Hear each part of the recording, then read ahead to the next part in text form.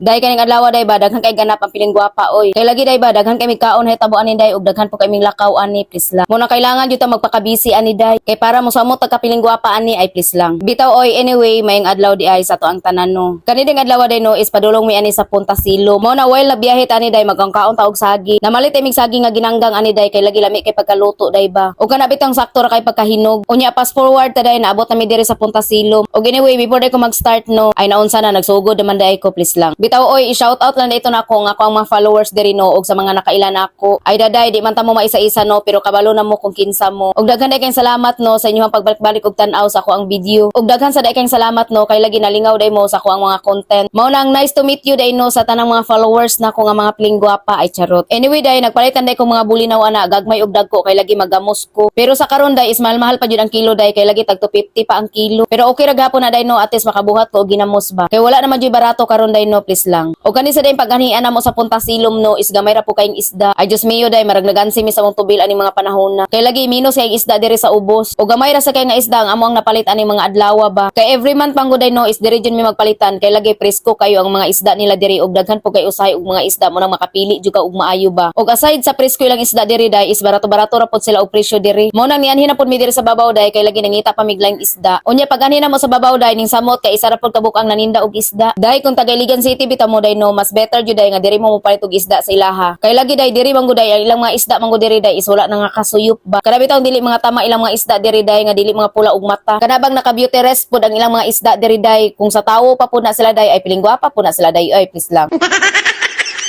Pag humana mo pamalit og isda day ni saka na pod mi ani sa bukid. Kay lagi day adto na pod mi sa bukid magtingog ani mga adlaw. Pag ambutan mo dito day is nagpahilot ang ako ang piso. Kay lagi day giubo akong piso day kay gipanuhot daw. Samtang ang ako apang piso ang gihilot day mo nang ako day nagkakaon sa ko diri keeping. Unya pag humagkaon sa piling gwapa og keeping day, ako na sa gihilot ni auntie day kay lagi day nadotlan jud ko ani panuhot ba. Og shout out tayo ko di auntie no kay lagi nindot kay mo hilot. Og kadi sa adlaw day no kay naundang ang akong diet ani kadyo. Kay lagi day daghan kay mi gikaon-kaon diri sa bukid. Og daghan sa kay ko gikaon ning adlaw day kay lagi nag-Jollibee pa pud mi ning adlaw ba. Mo nang nakunahon ang piling gwapa ni day ug gidayon pa ba niya iyang diet. Ay Diyos mio day unsa maka-ending ani sa tong diet no. Nga ang kaon ani mo ang pamilya day kay wala og tuuman. Pero kay nasugdan naman ako ni akong diet day padayon na lang jud nako ni. Wa na ni atrasan day. Kay basta piling gwapa ka day kaya jud ani mo i-give up ang tanan ay charot ka over. Anyway, mora dito ako i-share sa inyo no og dire na day ko mag-end. I'm Emily and thank you for watching. Marang bye mo ay.